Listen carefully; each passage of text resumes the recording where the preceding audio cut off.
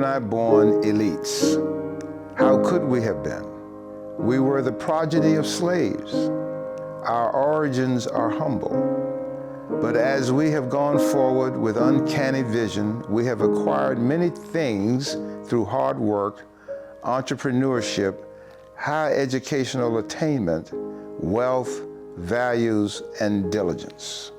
My ancestors would have achieved little if they had not dreamed of a life of freedom and fought to make that dream, that aspiration, a reality.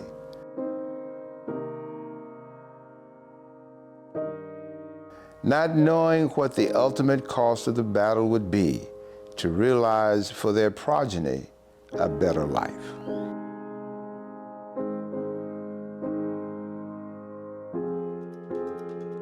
Otis is from South Boston, Virginia. He's from Richmond and Charlottesville. He's from Washington, D.C., Chicago, and Philadelphia. He's from Southport, North Carolina. His people came from Africa, but his mind and his heart in recent years of his life and in the years that remain are with the Colombos of Brazil. We put them on a slave ship, what we call the Middle Passage. They went to these countries and they were just enslaved, just as though they were common people. Well, they were not common. Otis is 100% of his profession. He is a lawyer.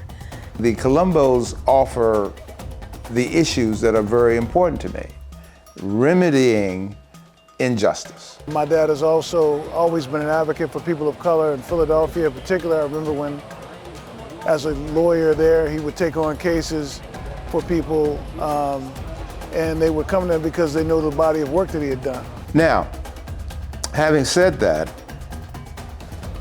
my goals to a very large extent have been met, except having that keystone goal that kind of puts a capstone on my career as a writer and as an advocate.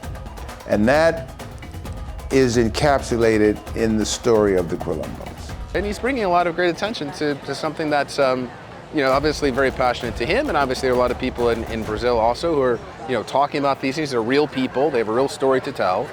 So it is my fervent hope to be able to educate people about the importance of what the Quilombolas are doing, the importance of their story, because that story resonates with anybody who is interested in truth and in justice and in economic independence and people who are trying to just hold on to what they have. So what he's doing is basically pulling off the veil of what really took place, particularly in Brazil, but also in how that struggle parallels the struggle in North America as well. I'm passionate about undoing injustice. I abhor injustice. These people were stripped of everything and were able to form a community and to form an existence in spite of that.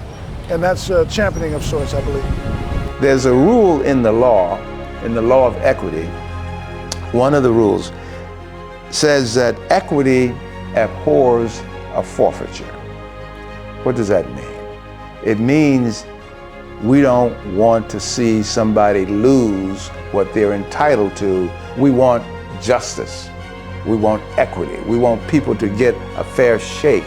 Because they have been struggling for such a long time, but they don't give up. We want them to get what they're entitled to. That's what this is what this is all about. So we've got to try to move ahead. We don't have time to waste. Time is of the essence in this thing. You never know how many years you're going to have. I've spent, I think, 10 years, putting this project together. So it's something that he's really dedicated himself to. So no time to waste. Time is of the essence. We're trying to lay the groundwork for the next generation to go beyond. That's why this issue has captivated me. I want them to get what they're entitled to.